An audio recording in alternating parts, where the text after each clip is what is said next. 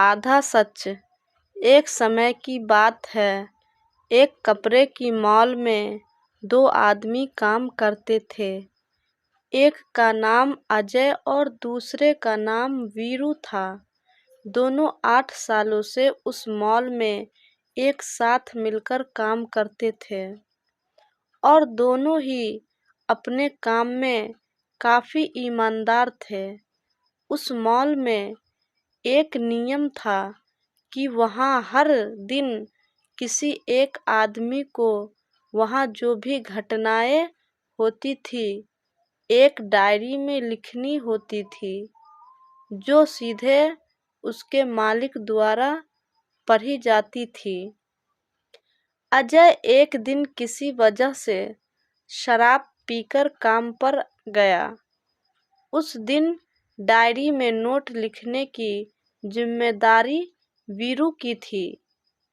दिन खत्म होते ही वीरू ने डायरी में लिखा, आज अजय नशे में धुत होकर काम पर आया।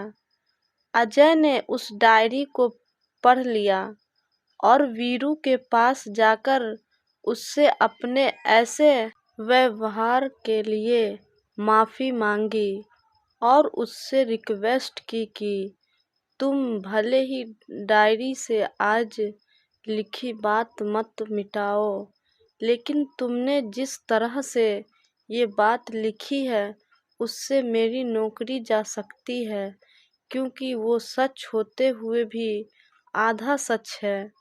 तुम उस डायरी में आगे लिख दो कि अजय 8 सालों में पहली बार शराब पीकर आया। वीरू उसकी कोई भी बात सुनने को तैयार नहीं था। वो बोला, मैंने जो कुछ लिखा है बिल्कुल सच है और मैं उसमें कोई भी बदलाव करने नहीं वाला।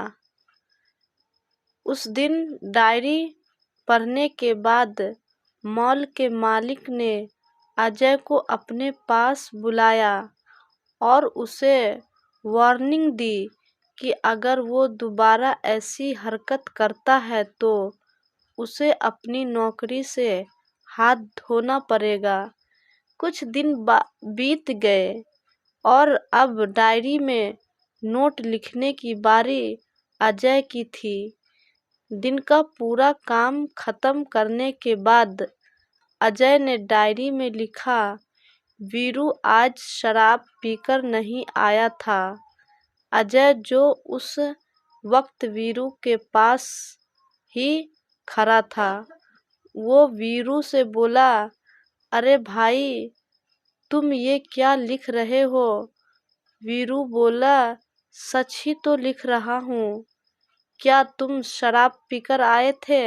अजय बोला, नहीं, लेकिन तुमने जो लिखा है उसे पढ़कर ऐसा लगता है जैसे मैंने सिर्फ आज शराब नहीं पी और मैं रोजाना शराब पीकर आता हूँ। तुम्हें लिखना ही है तो ऐसा लिखो कि बाकी दिनों की तरह आज भी अजय शराब पीकर नहीं आया। वीरू बोला, उस दिन मैं तुम्हें यही बात समझाने की कोशिश कर रहा था कि आधी बात का आधे सच का संदेश कुछ और निकलता है। कोई बात नहीं, तुमने मेरी बात नहीं मानी, लेकिन मैं ऐसा नहीं करूँगा।